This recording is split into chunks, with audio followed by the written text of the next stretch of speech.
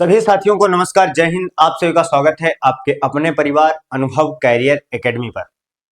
साथियों, Ajita GS foundation batch के अंतर्गत ये करंट अफेयर्स की क्लास, ये तीसरी क्लास है ना। ये तीसरी क्लास आपकी है। इससे पहले हमारी 2 क्लासेस हो चुकी हैं और फिर से बता दूं, इन क्लासेस में हम डेली करंट अफेयर्स के साथ साथ स्टैटिक जीके को भी शामिल करते चलते हैं। कहने को 10-12 क्वेश्चन होते हैं करंट के, लेकिन उनके हर एक ऑप्शन को हम एक्सप्लेन करते हुए साथ में चलते हैं और वहां से एक अच्छा खासा डाटा हम लोग अपना तैयार करके चलते हैं। लेकिन फिर से मैं आपको अवगत करा दूं कि किन्हीं कारणों से अपने मेन चैनल अनुभव कैरियर एकेडमी पर अभी 5 से 6 तारीख तक क्लासेस रन नहीं हो पा रही हैं, इसलिए आपकी क्लासेस न रुकें। अपने दूसरे चैनल एसीए कोचिंग क्लासेस पर ये हमारी क्लास हो रही है, लेकिन जल्दी ही जैसे ही टेक्निकल इशू जो आया है वो रिजॉल्व होगा, वैसे ही हमारी सारी की सारी क्लासेस हमारे मेन चैनल अनुभव कैरियर एकेडमी पर ही रन होना स्टार्ट हो जाएंगी। लेकिन चूंकि आपको कोई परेशानी ना हो, आपकी पढ़ाई ना रुके, इसलिए अपने दूसरे चैनल एसीए कोचिंग क्लासेस पर ये क्लास रन हो रही है और ये रिकॉर्डेड फॉर्म में है। ठीक है, तो फिर कोई बात नहीं, कंटेंट वही है। अगर लाइव आते तो भी यही पढ़ाते, रिकॉर्डेड क्लास आपको दे रहे हैं तो भी यही पढ़ाते। ठीक है, तो बिल्कुल समय ना बर्बाद करते हुए हम लोग आगे बढ़ जाएंगे। और बस इतना और मैं कहना चाहूंगा कि अभी तक आप करंट अफेयर्स की 2 क्लासेस ले चुके हैं। अगर आपको जरा सा भी लगा कि हाँ, वास्तव में आपकी चीजें समझ में आ रही हैं, एक अच्छा कंटेंट आपको यहां पर मिल रहा है, तो सेशन को सबसे पहले लाइक कर देंगे और अगर चैनल पर नए हैं तो सब्सक्राइब करके भाई हमको मोटिवेट जरूर करना। और एक छोटा सा कमेंट कि आपकी क्या विचार हैं इन क्लासेस को लेकर के, या क्या सुधार हो सकते हैं, इसकी मैं उम्मीद आप सभी से करता हूं। चलिए, समय नहीं बर्बाद करता हूं और हम बढ़ जाते हैं सीधे अपने पहले प्रश्न की तरफ। और हमारा पहला प्रश्न है, insolvency and bankruptcy code IBC, जो हाल ही में खबरों में रहा, ने 2026 में अपने कार्यान्वयन के कितने वर्ष पूरे किए। यानी कि आईबीसी है, ठीक है, तो आईबीसी ने अपने 8 वर्ष सॉरी हाँ 8 वर्ष अपने पूरे कर लिए हैं। वही आपसे पूछा है कार्यान्वयन के कितने वर्ष पूरे कर लिए हैं, तो ए ऑप्शन 5 वर्ष बिल्कुल नहीं, बी ऑप्शन 8 वर्ष आपका बिल्कुल सही हो जाएगा और बाद बाकी तो ये एलिमिनेट हो ही जाएंगे। अगर हम आईबीसी की बात करें, अगर हम आईबीसी की बात करते हैं तो होता क्या है, 28 मई 2016 को क्या होता है, इस पर राष्ट्रपति हस्ताक्षर करते हैं। राष्ट्रपति हस्ताक्षर करते हैं, ठीक है। तो फिर बात आती है कि हस्ताक्षर तो कर दिए, लेकिन ये लागू कब हुआ, ये लागू कब हुआ, तो ये 1 दिसंबर 2016 को जो है लागू हो गया। अच्छा, इसका मुख्य कार्य क्या है, इसका मुख्य कार्य है एनपीए में कमी लाना।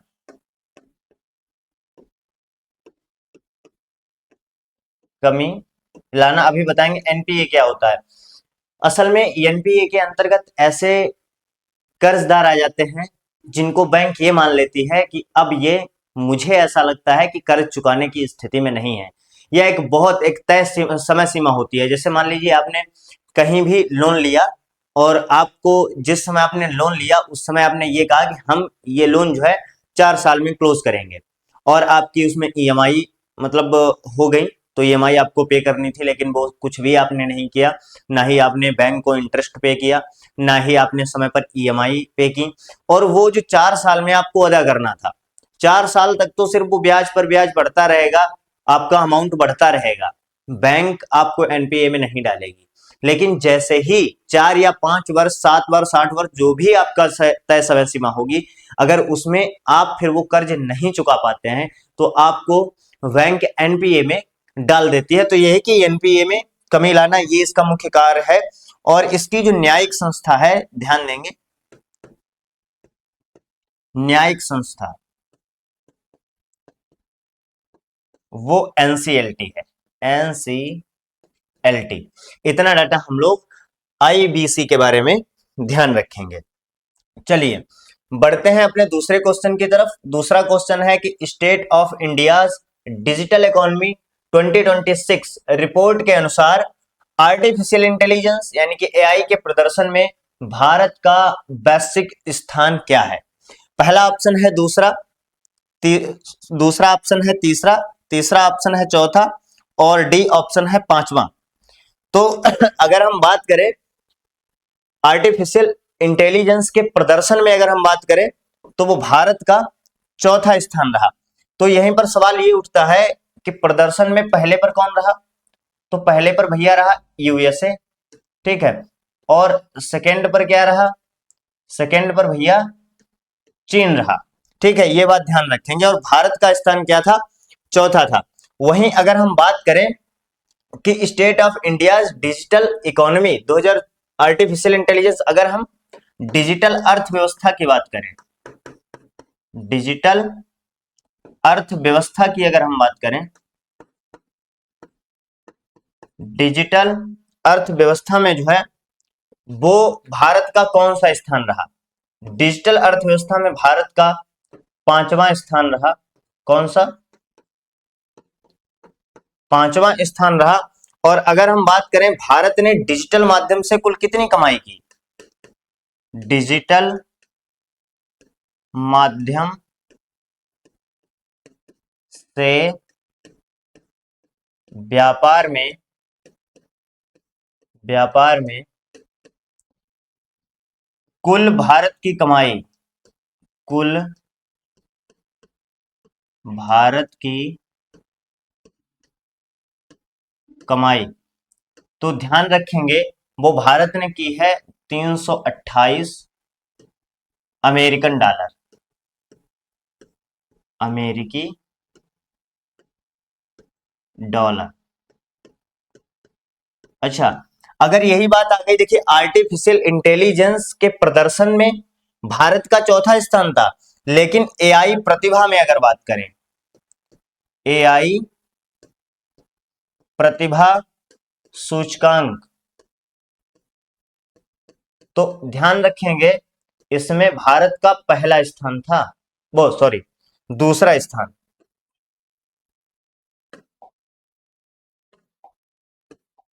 वो था सेकंड। तो हमने आपको क्या बताया कि state of India digital economy 2026 की जो रिपोर्ट आई उसमें एआई प्रदर्शन में भारत का चौथा स्थान, हमारा सी ऑप्शन सही हो गया। फिर हमने बताया कि डिजिटल अर्थव्यवस्था में भारत का कौन सा स्थान रहा? हमने कहा पांचवा स्थान रहा। और डिजिटल माध्यम से जो व्यापार हुआ भारत का, उसमें कुल कमाई कितनी हुई? वो लगभग 328 अमेरिकी डॉलर यानी कि US dollar, 328 US dollar Bharat ने इनकम की।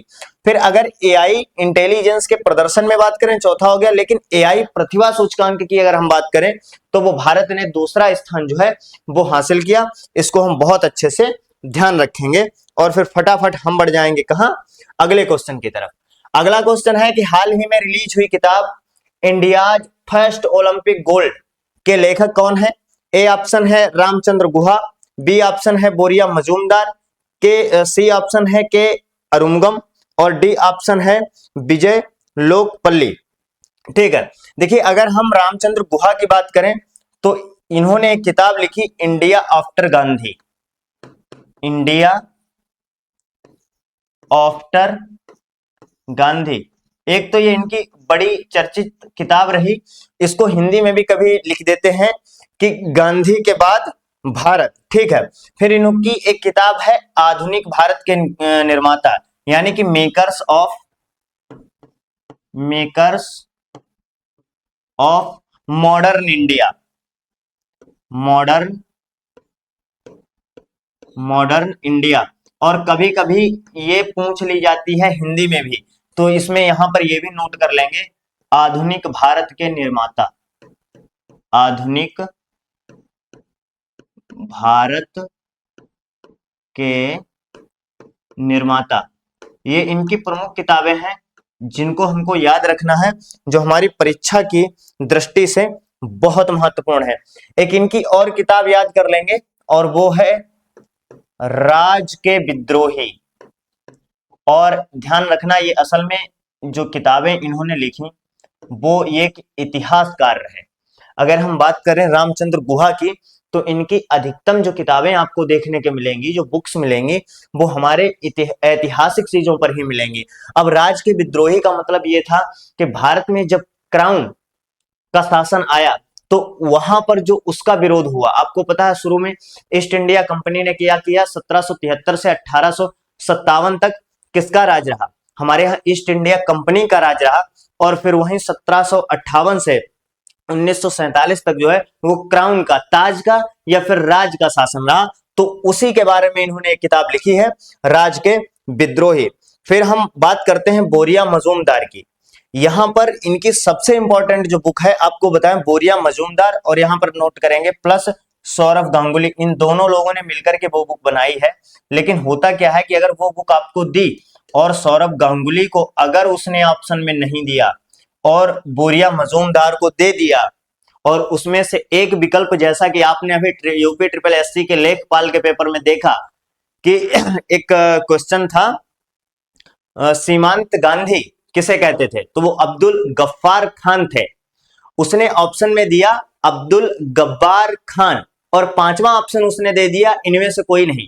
बच्चों ने किया क्या, उसने सोचा कि शायद ये मिसप्रिंट हुई होगी, लेकिन उसने डी ई ऑप्शन देखा ही नहीं कि इनमें से कोई नहीं लगा हुआ है, उसने अब्दुल गब्बार खान लगा दिया, जबकि वहां पर था क्या, अब्दुल गफ्फार खान जो थे उन्हीं को सीमांत गांधी कहा जाता था।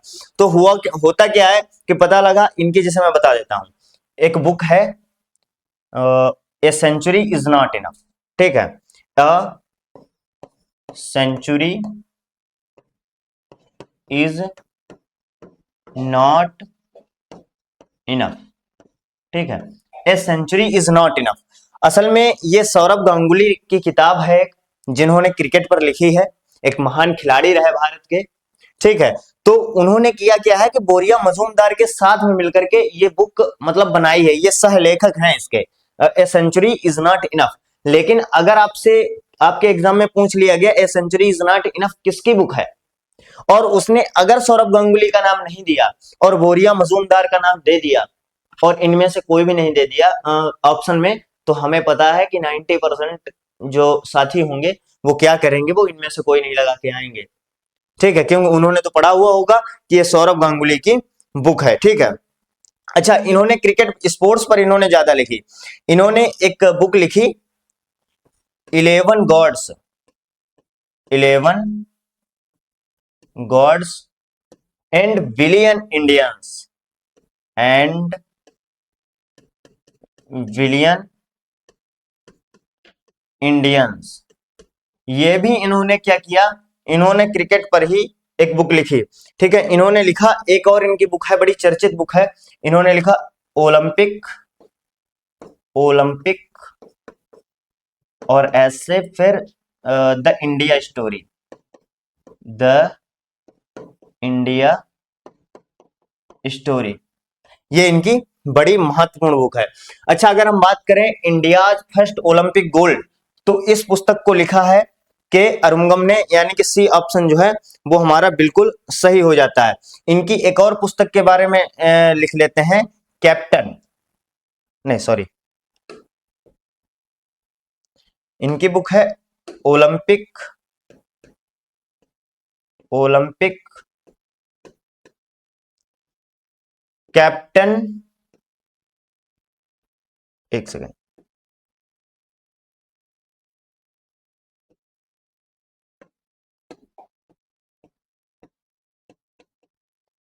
Captain Dilip Turkey,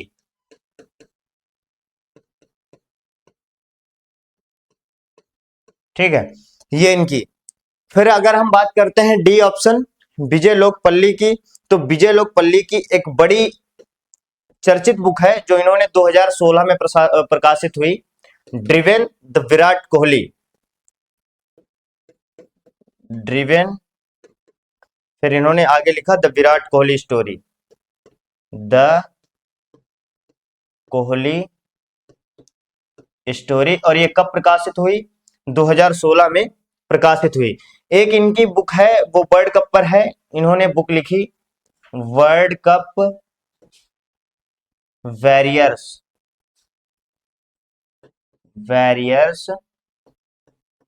the voice in blue, the voice in blue, इन्होंने ये बुक लिखी। तो हमने क्या किया, एक क्वेश्चन था, चार हमारे लेखक लिखे हुए थे, ऑथर लिखे हुए थे, हमने सबके बारे में दो दो तीन तीन रचनाओं को, उनके बुक्स के बारे में जाना। और ध्यान रखना, ये जितनी बुक्स लिखाई हैं ये कहीं ना कहीं एसएससी में, लोअर पीसीएस या फिर किसी न किसी स्टेट एग्जाम में जरूरी पूछी गई हैं। ठीक है। और एक और अगर हम पुस्तक की बात करें, पुस्तक यहीं पर नोट कर लेना, कहीं पर मैं कलर चेंज करके लिख देता हूं। एक बड़ी चर्चित पुस्तक है playing it my way, playing it my way. ये क्या है, ये सचिन तेंदुलकर की है, सचिन तेंदुलकर। ठीक है, तो इसको पुस्तक को भी आप याद कर लेंगे, प्लेइंग इट माई वे जो है वो सचिन तेंदुलकर की बुक है। ऐसे ही धीरे धीरे हम लोग रिवीजन अपना करते चलेंगे। चलिए, अगला प्रश्न है कि 2026 स्क्रिप्स नेशनल स्पेलिंग बी किसने जीता। ठीक है, ए ऑप्शन है श्रेया पारिख ने, बी ऑप्शन है अर्जुन नायर ने, सी ऑप्शन है ईशान गुप्ता ने, और डी ऑप्शन जो है आपका वो है रोहन मेहता ने। ठीक है, चलिए अगर हम बात करें, ये जीता है श्रेया पारिख ने। श्रेया पारिख ये 14 वर्षीय बालक, 14 वर्षीय, और ठीक है, इन्होंने क्या किया, एक जब भी ये स्क्रिप्स नेशनल स्पेलिंग भी जो ये खिताब चल रहा था, इसमें होता है स्पेल ऑफ। इन्होंने क्या किया, एक स्पेल ऑफ के 90 सेकंड में 32 वर्ड सही किए, 32 शब्द जो है वो सही किए फाइनल में। ठीक है, और अगर बात विजेता की हुई है, यानी कि कौन है ये विजेता है, तो फिर कोई ना कोई उपविजेता भी होगा। तो उपविजेता कौन थे, इसके उपविजेता जो थे वो थे ईशान गुप्ता, ईशान गुप्ता। अच्छा, अगर हम बात करें 2026 मतलब स्क्रिप्स नेशनल स्पेलिंग बी की, तो अगर हम इसकी बात करें तो इसकी शुरुआत कब से हुई, तो इसकी शुरुआत हुई थी 1986 से, और ये कहां होता है, अमेरिका, अमेरिका में ये होता है।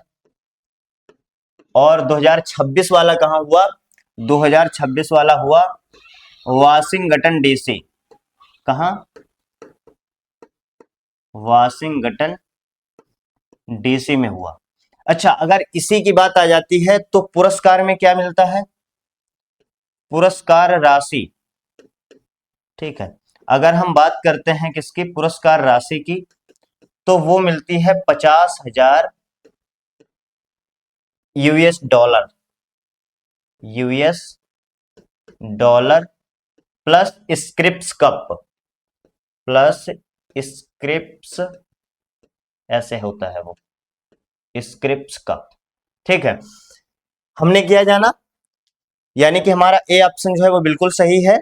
और देखिए, हाँ, सी ऑप्शन में ईशान गुप्ता का नाम इन्होंने इसीलिए दे रखा है क्योंकि हो सकता है कि आप श्रेय पारिक की जगह कंफ्यूज हो जाएं, तो एकदम से नजर आपकी अगर ईशान गुप्ता पे पड़े तो आप ईशान गुप्ता पे लगा दे, लेकिन नहीं, ईशान गुप्ता जो थे, हमने क्या बताया, ये उपविजेता थे।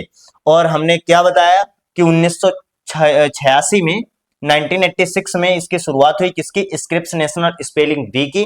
और 2026 में किसने जीता, ये भारतीय थे, कौन थे, श्रेय पारिख ने। उपविजेता ईशान गुप्ता रहे, पुरस्कार राशि में 50,000 यूएस डॉलर मिलता है, और प्लस एक स्क्रिप्स कप जो होता है वो मिलता है। और कहां हुआ था ये वाशिंगटन डीसी में होता है, और ये हमेशा अमेरिका में ही होता है। इतनी चीजें हम ध्यान रखेंगे। ठीक है, चलिए आगे बात करते हैं हम म्यूनिख में ISSF विश्व कप में महिलाओं की 25 मीटर प्रतिस्पर्धा में 25 मीटर स्पर्धा में स्वर्ण पदक किसने जीता? चलिए फटाफट आप एक बार आंसर लगाएंगे।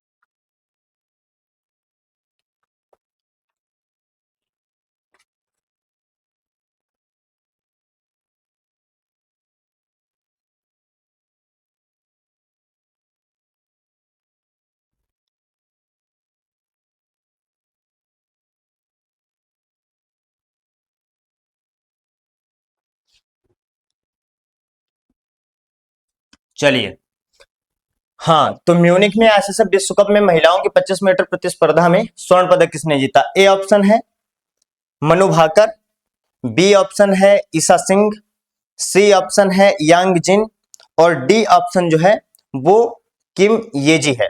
ठीक है, अगर हम बात करें यहां पर स्वर्ण पदक जो जीता है वो जीता है ईशा सिंह ने। अच्छा, अगर हम मनु भाकर की बात करें तो ये क्या है? ये निशानेबाज हैं।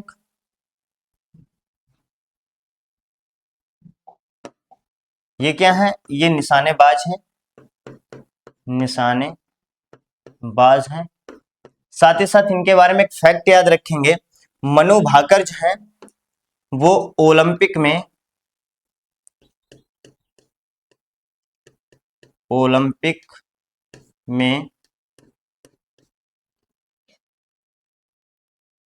पदक जीतने वाली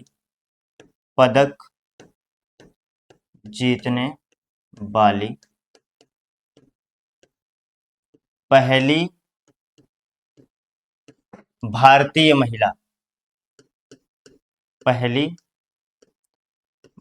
महिला ये हैं।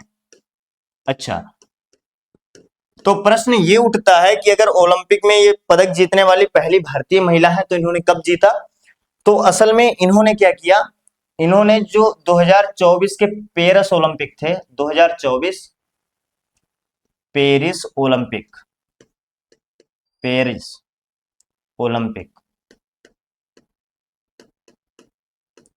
यहां पर इन्होंने क्या जीता था? कांस्य पदक जीता था। क्या?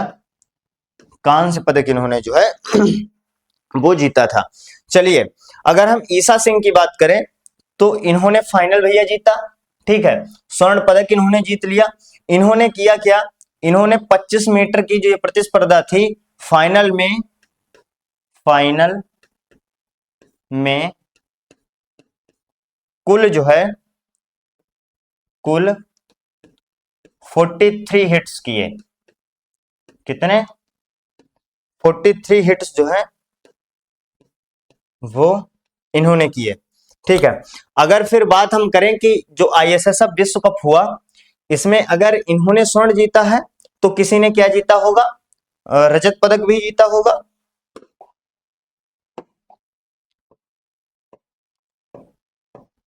रजत पदक भी किसी ने जीता होगा, और अगर रजत जीता है तो किसी न किसी ने कांस्य पदक भी जीता होगा। क्या? कांस्य पदक भी किसी न किसी ने जीता होगा। तो जो रजत पदक जीता है वो जीता है डोरिन, जो कि जर्मनी खिलाड़ी हैं, वेनेकॉप ने।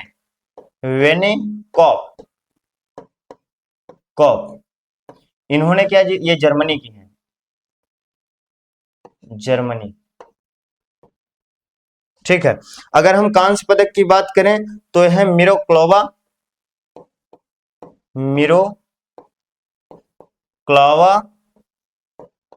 और ये कहां की हैं? बुल्गारिया की हैं। मिरोक्लावा मिचेवा, ये है बुल्गारिया की। कहां की हैं? ये है बुल्गारिया की। इतना हम ध्यान रखेंगे।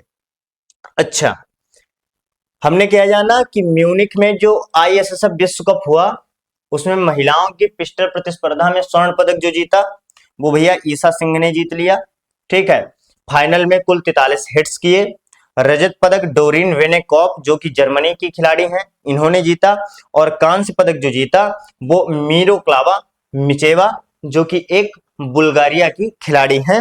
तो इतना हम अच्छे से याद रखेंगे और फिर आगे बढ़ जाएंगे। हाल ही में किस राज्य ने वरिष्ठ नागरिकों के कल्याण के लिए एक अलग विभाग बनाने की घोषणा की है? ऑप्शन ए है तमिलनाडु, ऑप्शन बी है कर्नाटका, ऑप्शन सी है गुजरात और ऑप्शन डी जो है वो केरल है। तो यहां पर जो सही ऑप्शन होगा वो हो जाएगा हमारा केरला। अगर हम केरल के मुख्यमंत्री की बात करें, सीएम की बात करें, तो वो कौन है? वीडी सतीशन। कौन है? वीडी सतीशन यहाँ के मुख्यमंत्री हैं। चलिए आगे बढ़ते हैं और बात करते हैं हाल ही में किस राज्य ने उच्च शिक्षा के शासन के लिए एक अकादमिक सिंडिकेट स्थापित करने की योजना की जो है वो घोषणा की है। फटाफट इसका ऑप्शन लगाएंगे। ऑप्शन ए जो है वो है केरला, ऑप्शन बी जो है वो है कर्नाटका, ऑप्शन सी जो है वो है तमिलनाडु और ऑप्शन डी जो है वो क्या है? तेलंगाना है।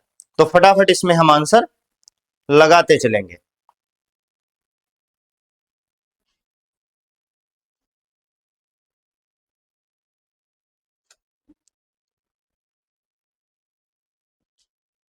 ठीक है, चलिए देखिए, अगर बात उच्च शिक्षा के लिए आ जाए और जब भी बात शिक्षा की आती है, ठीक है, तो हम सबसे आगे किसको पाते हैं? केरल को।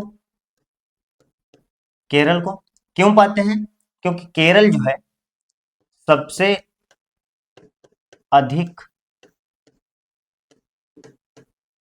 साक्षरता वाला, सबसे अधिक साक्षरता वाला राज्य है। जब भी बात शिक्षा की आएगी, कोई भी रिपोर्ट्स आए भारत के अंदर, तो सबसे पहले बात आती है केरल की। तो यहां पर भी जो अकादमिक सिंडिकेट स्थापित किया है वो किया है केरला ने। ठीक है, तो इतना हम ध्यान रखेंगे। चलिए आगे बढ़ते हैं और हमारा अगला प्रश्न है कि हाल ही में किस राज्य ने भारत में ग्लास सबस्ट्रेट मैन्युफैक्चरिंग टेक्नोलॉजी लाने के लिए इंटेल और 3D ग्लास सॉल्यूशन के साथ एक एमओयू, एमओयू का मतलब होता है समझौता, ठीक है, समझौते पर हस्ताक्षर किए हैं? ए गुजरात, बी कर्नाटका, सी तमिलनाडु, डी ओडिशा। तो यहां पर जो हमारा करेक्ट ऑप्शन होगा वो हो जाएगा ओडिशा। ठीक है, यानी कि जो 3D ग्लास सॉल्यूशन के लिए जो एमओयू पर साइन किए गए हैं। अच्छा, एक यहां पर प्रश्न और बनता है कि 3D ग्लास, शायद विजुअल नहीं होगा, एक सेकेंड कलर चेंज कर लेता हूं। 3D ग्लास व semiconductor, semi conductor packaging unit,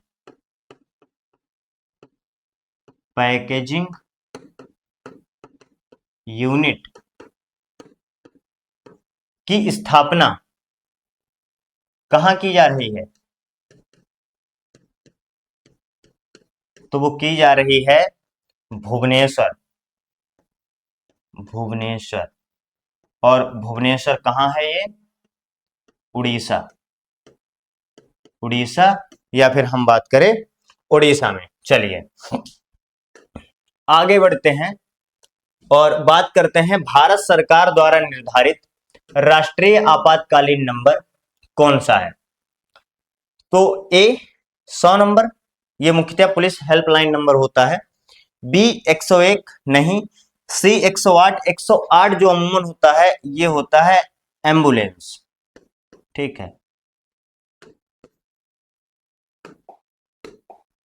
ये होता है हमारा एम्बुलेंस। 112 जो है ये आपातकालीन नंबर है। और अगर आप यूपी स्टेट का एग्जाम दे रहे हैं, यूपी में बैठ रहे हैं, अगर यूपी से पूछ लाता है 112 यूपी में, उत्तर प्रदेश में। तो ये मशहूर है यूपी डायल 112। ये आपातकालीन पुलिस हेल्पलाइन नंबर है। आपातकालीन पुलिस हेल्पलाइन।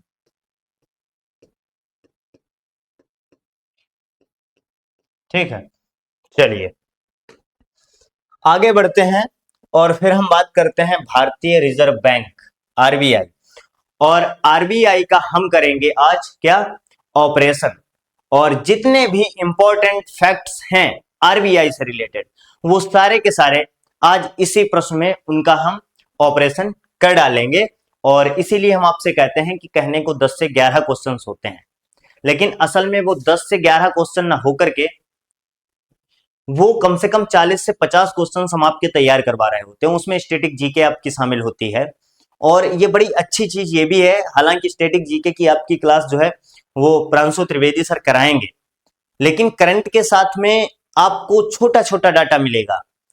मतलब अगर हम किसी राज्य की बात कर रहे हैं और वहां से रिलेटेड अगर हम मान लीजिए किसी नेशनल पार्क की बात कर रहे हैं, तो वहां पर हम आपको 2 से 3 बताएंगे। जो त्रिवेदी सर आपकी क्लास लेके आएंगे वो थोड़ा आपको डीपली बताएंगे, लगभग जितने इंपॉर्टेंट होंगे या नए बने होंगे, सबसे पुराना होगा, जो भी होगा वो डिटेल में बताएंगे। हम यहाँ पर करंट के साथ में क्या कर रहे होंगे कि आज मान लीजिए असम आया अगर, और असम का पूछ दिया तो हमने आपको मानस बता दिया। ठीक है, तो हम आपको एक एक दो दो कर करके जैसे ही क्लास में चलते जाएंगे तो वो सारे आपके रिवीजन होते चले जाएंगे। यहां से पढ़ेंगे वहां रिवीजन होगा। उसका फायदा क्या होगा कि आपने मान लीजिए कोई डाटा यहां से स्टैटिक का पढ़ा, आपके माइंड में वो घुसा, और उसके बाद आप त्रिवेदी सर की क्लास ले रहे हैं, तो जैसे ही वो टॉपिक आएगा तो आप फटाक से उत्तर दोगे कि सर ये हमको पता है। वहां पर क्या होगा कि आपका मोटिवेशन बूस्ट होगा। और हो सकता है कि वहां पढ़ा दिया जाए पहले और मैं यहां लेकर के आऊं, जैसे आरबीआई अगर आपने पहले से पढ़ा है तो आप तुरंत फटाफट जवाब देते जाएंगे। जैसे ही हमने कहा कि ये चीज कब हुई या ये चीज कैसे होती है, जैसे मौद्रिक नीति समिति जो है उसमें कितने सदस्य होते हैं और कितने सदस्य होने के बाद उसका स्ट्रक्चर क्या होता है, स्ट्रक्चर का मतलब आरबीआई कितने कैंडिडेट को नियुक्त करता है, केंद्र सरकार के उसमें कितने सदस्य होते हैं, उसके अध्यक्ष कौन होते हैं। हमने आपसे पूछा कि इसका राष्ट्रीयकरण कब हुआ, स्थापना कब हुई, पहले गवर्नर कौन थे, पहले भारतीय गवर्नर कौन थे। ये सारे फैक्ट्स अगर आप पहले पढ़ चुके होंगे तो आप जवाब देंगे, और जब जवाब देंगे तो उसका सीधा सा मतलब यह है कि आपका रिवीजन हो रहा है। और रिवीजन हो रहा है, साथ ही साथ आपका जो माइंड है वो रिफ्रेश हो रहा है और वो बूस्ट हो रहा है, आपका मोटिवेशन बूस्ट हो रहा है। तो इसीलिए करंट के साथ में आपकी स्टैटिक जीके जो है वो हम साथ में लेकर के चलते हैं। तो इसका पहले आप फटाफट हमको जवाब दे दीजिए कि भारतीय रिजर्व बैंक आरबीआई ने वित्तीय वर्ष 2027 के लिए भारत की वास्तविक जीडीपी वृद्धि का अनुमान जो है वो कितने प्रतिशत लगाया है। इसका फटाफट आप जवाब देंगे। चलिए, पहला ऑप्शन है 6.1%, नहीं। डी ऑप्शन है 7.3%, नहीं। सी ऑप्शन है 6.9%, और बी ऑप्शन जो है हमारा वो है 6.5%। और यही हमारा जो ऑप्शन है वो बिल्कुल सही है। और अब हम यहीं से जानेंगे किसके बारे में, आरबीआई के बारे में। चलिए एक यहीं पे पहले हम जान लेते हैं। चलिए अच्छा, एक पेज ऐड कर लेते हैं और यहां पर बढ़िया अच्छी सी स्केच डालते हैं। क्या, आरबीआई, आरबीआई। ठीक है, अब आरबीआई के बारे में हम क्या क्या डाटा जानेंगे, एक सेकेंड। हम्म सबसे पहले तो आरबीआई की स्थापना, स्थापना के बारे में जानेंगे। ठीक है, फिर हम जानेंगे प्रथम, एक सेकेंड, फिर हम बात करेंगे मुख्यालय,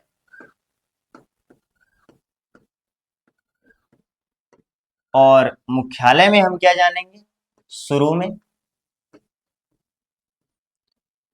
शुरू में और फिर हम जानेंगे वर्तमान में। ठीक है। उसके बाद में हम बात करेंगे प्रथम गवर्नर, पहले गवर्नर। फिर हम बात करेंगे पहले भारतीय गवर्नर, पहले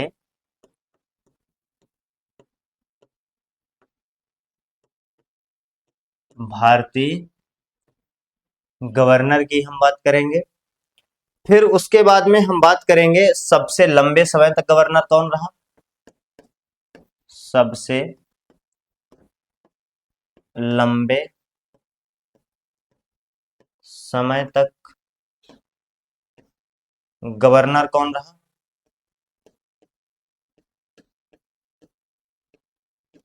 और फिर बात हम करेंगे कि वर्तमान में गवर्नर कौन है। वर्तमान में गवर्नर जो है वो कौन है। देखिए, अगर हम बात करते हैं आरबीआई स्थापना की, तो होता क्या है साथी, एक एक्ट आता है। एक सेकेंड।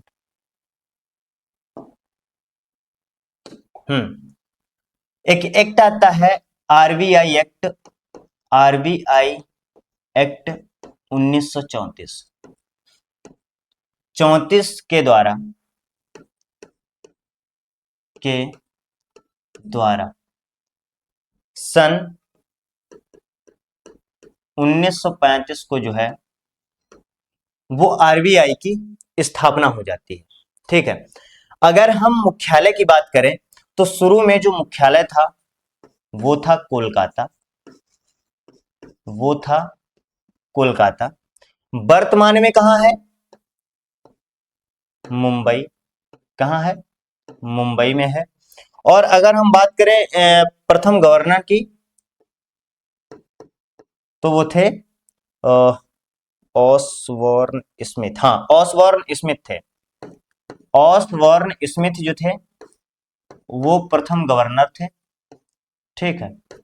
और पहले अगर भारतीय गवर्नर की बात करें, तो वो सीडी देशमुख थे। देशमुख जो थे वो आरबीआई के पहले गवर्नर थे। और अगर हम बात करें सबसे लंबे समय तक जो गवर्नर रहे, वो बेनेगल रामाराव थे। वेनेगल वेनेगल रामा राव, ये सबसे लंबे समय तक जो है आरबीआई के गवर्नर रहे। और वर्तमान में जो गवर्नर हैं वो हैं संजय मल्होत्रा जी। संजय मल्होत्रा मल्होत्रा।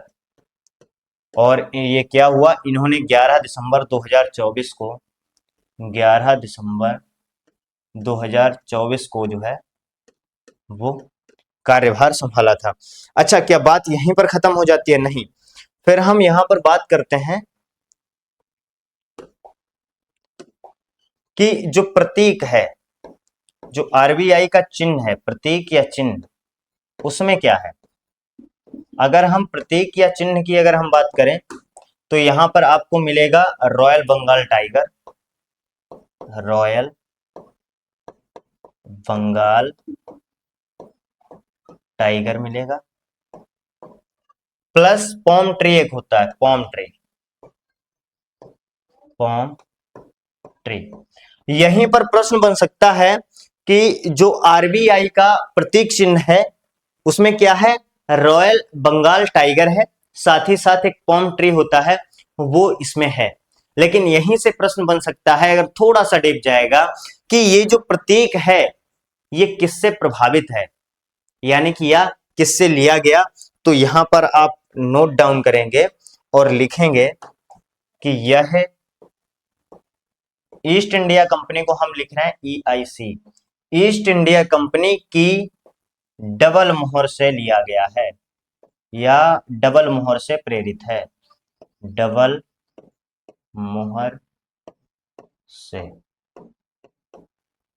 प्रेरित, इतना जो है हम साथी यहां पर याद रखेंगे। ठीक है। अच्छा इसके बारे में और हम क्या याद कर सकते हैं, इसके बारे में हम याद कर सकते हैं, इसको हम बैंकों का बैंक भी कहते हैं।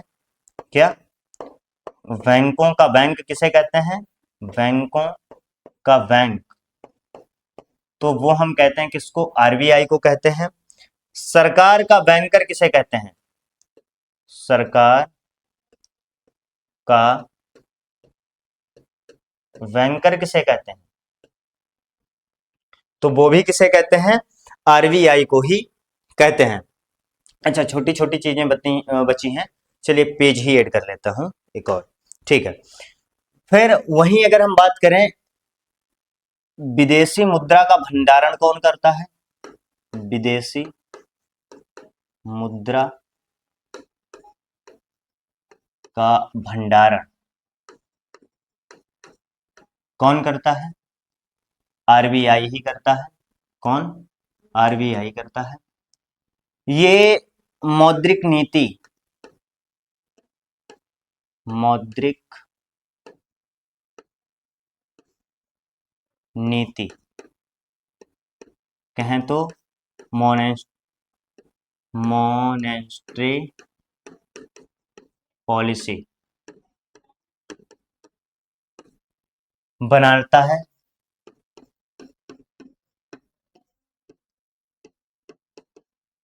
ठीक है। अब इससे जुड़े जैसे रेपो रेट हो गया, रिवर्स रेपो रेट हो गया, ये सारे कौन लगाता है, ये आरबीआई ही तय करता है। साथ ही साथ मुद्रास्फीति, मुद्रास्फीति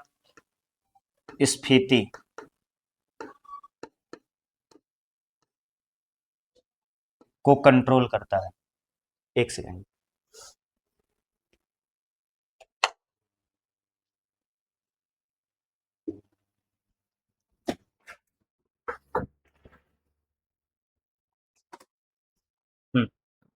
मुद्रास्फीति को कंट्रोल। अच्छा एक पॉइंट और उसके बाद में हम क्लास को फिनिश कर रहे होंगे, वो ये है, हमने अभी बात की थी किसकी, मौद्रिक नीति की। तो एक होती है मौद्रिक नीति समिति, मौद्रिक नीति समिति, समिति जिसको हम बोलते हैं एमपीसी। ठीक है। अच्छा सबसे पहले अगर हम बात करते हैं किसके बारे में, मौद्रिक नीति समिति के बारे में अगर हम बात करें, तो इसमें कुल 6 सदस्य होते हैं, कुल 6 सदस्य होते हैं। और कुल 6 सदस्यों में होता क्या है कि 3 सदस्य आरबीआई से होते हैं, यानी कि 3 सदस्य जो हैं वो आरबीआई गवर्नर नियुक्त करता है, यानी कि आरबीआई की तरफ से होते हैं। और 3 जो सदस्य होते हैं, 3 सदस्य वो केंद्र सरकार द्वारा नामित किए जाते हैं, केंद्र सरकार द्वारा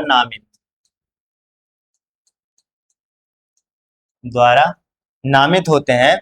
और जो एमपीसी मौद्रिक नीति समिति का अध्यक्ष जो होता है, अध्यक्ष जो होता है वो होता है आरबीआई गवर्नर, आरबीआई गवर्नर। तो साथ ही हमने क्या किया, हमने आज की इस क्लास में ये जाना कि आरबीआई को हमने बड़े डिटेल से पढ़ा। हमारा अंतिम क्वेश्चन था आरबीआई से रिलेटेड, महंगाई दर। हमने जाना कि जो मॉनेटरी पॉलिसी होती है उसमें कुल कितने सदस्य होते हैं, कितने केंद्र सरकार के, कितने आरबीआई के होते हैं। साथ ही साथ हमने आरबीआई के बारे में जितने मेजर फैक्ट्स थे उन सारे फैक्ट्स को हमने इस क्लास में क्लियर कर लिया। साथ ही साथ अन्य जो क्वेश्चन थे उनको भी हम, उनके सारे ऑप्शंस को जिनका एक्सप्लेनेशन करना ठीक था आपकी परीक्षा की दृष्टि से, उनको करते हुए हम चले। साथियों अगर वास्तव में आपको क्लास पसंद आई हो तो एक छोटा सा कमेंट, अपने विचार कमेंट सेक्शन में रख के जाएं। चैनल को सब्सक्राइब कर लें जिससे लगातार क्लासेस आपको यहां से मिलती रहें। और फिर से मैं रिपीट करता हूं कि ये हमारा कोचिंग क्लासेस चैनल है, यानी कि यहां पर फ्यूचर में एकेडमिक क्लासेस, हमारे एकेडमिक टीचर्स यहां पर क्लासेस रन करेंगे, लेकिन टेक्निकल समस्या की वजह से जो मेन चैनल है अनुभव कैरियर एकेडमी, उस पर अभी कोई भी एक्टिविटी नहीं कर पा रहे हैं हम, तो यहां पर हमको क्लासेस ये लेनी पड़ रही हैं। लेकिन जल्दी ही हम मेन चैनल अनुभव कैरियर एकेडमी पर शिफ्ट होंगे। तो जो भी साथी अभी ऐसी कोचिंग क्लासेस पर ये वीडियो देख रहे हैं वो सर्च करें यूट्यूब पर अनुभव कैरियर एकेडमी और उसको ज्वाइन कर ले। हाँ, और एक चीज और भी है जिसको आप लोग, होता क्या है कि जो लास्ट तक नहीं देखते हैं फिर उन्हीं से कुछ ना कुछ छूट जाता है। एक यहीं पर मैं पेज ऐड करके आपको बताता हूं। असल में हमारा टेलीग्राम ग्रुप है, क्या टेलीग्राम ग्रुप है,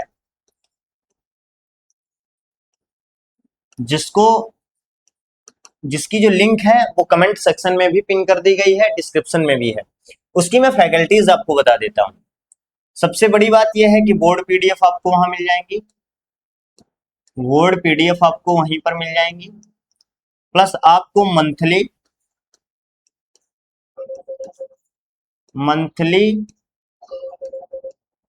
current affairs, monthly current affairs जो है वो आपको उसकी मैगजीन मिल जाएगी, जीके जीएस बुकलेट मंथली, वो आपको मिल जाएगी बिल्कुल फ्री। साथ ही साथ आपके डेली क्विज वहां पर मिल जाएंगे आपको विद सॉल्यूशन, डेली क्विज आपको विद सॉल्यूशन।